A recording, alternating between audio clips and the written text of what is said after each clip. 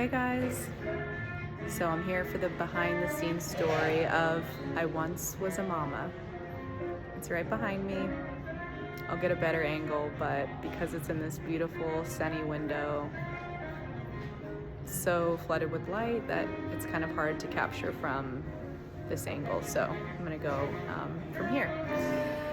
I once was a mama is about just as it seems, just as it sounds. I had a miscarriage in May. I went in for my sonogram appointment and found out that the baby that I was carrying no longer had a heartbeat.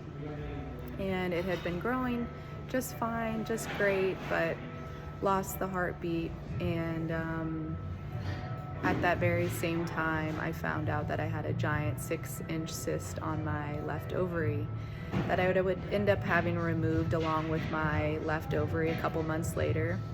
But after that sonogram appointment, I wasn't able to pass the miscarriage. So I was scheduled for a D&C surgery or procedure. If you aren't aware of what a D&C procedure is, it's if you can't pass the miscarriage naturally, you go in for a surgery. So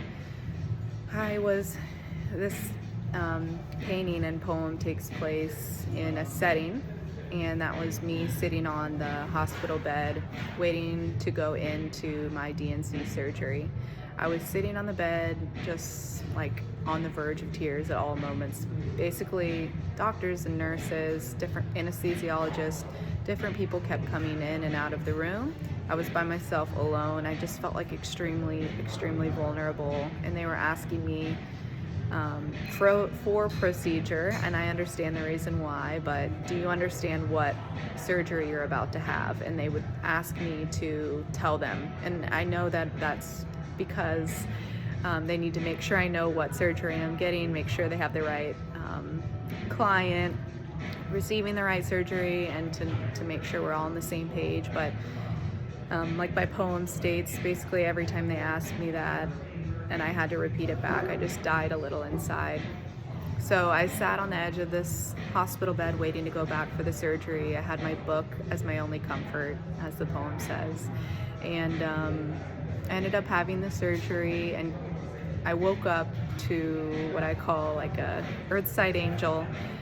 She was one of the nurses, but just her smiling face, I felt like she was like an angel sent for me. She just was full of so much joy radiating from her, and it made me feel comforted knowing that I was taken care of. And I remember just going in and out of sleep as I was recovering there in the hospital after my surgery. But what it all made me think of was my miscarriage itself. And I know a lot of women and men, moms and dads, can relate to this because it happens so often, unfortunately, that we're all in this club that we wish we weren't part of. But what I do wish is that it was talked about more, so we had more room for healing, and through relatability, through our brothers and sisters who've been through this with us, moms and dads, that even if they're only moms and dads for a moment, or like in my situation, 11 weeks. So this poem, I Once Was a Mama, was about sitting with that. And just because I was only housing, a tiny growing baby in me for 11 weeks, I'm proud that I was once a mama. And so I heard in my opening reception with lots of friends and family and hotel guests and community members in the city that this was the one that really just made them tear up. And I think it's because it's so raw, it's so vulnerable, but it's also relatable to anyone who's had a miscarriage and knows that feeling of confusion where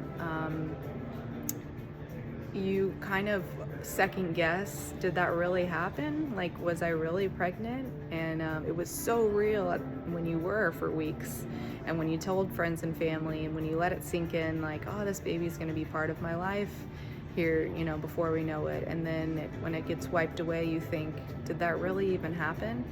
And so I wanted it to be kind of a piece that was relatable to others, in the sense that you could lean on the fact that you were a mama or a daddy. And this piece is also inspired by my acupuncturist, Stacy, who I went to see maybe a week or two after this, or definitely a couple weeks, because I couldn't drive her for a little bit.